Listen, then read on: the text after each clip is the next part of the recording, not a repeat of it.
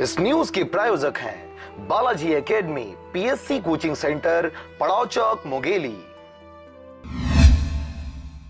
और अब बात करते हैं पटवारी परीक्षा से जुड़े उस फर्जी वायरल हो रहे आदेश पत्र का, जिसे मुख्य सचिव के नाम से जारी किया गया था। इस प्रकार के फर्जी आदेश सरकार के लिए बड़ी चुनौती बनते दिखाई दे रही है।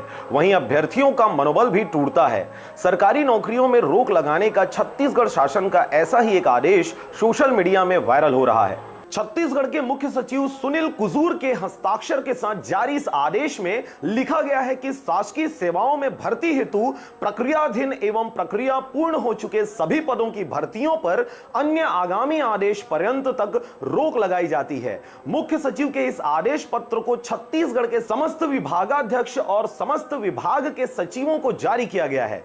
इस आदेश की प्रतिलिपि राज्यपाल के सचिव और सीएम के प्रमुख सचिव को भी जारी की गई है। आपको बता दें कि यह बिल्कुल ही फर्जी आदेश है। इस प्रकार के फर्जी आदेशों से बचने के लिए विश्वस्त वेबसाइटों का उपयोग करें। आपकी सजगता ही लोकतंत्र को और मजबूत बना सकती है। Bureau report, RJ रमझाझर।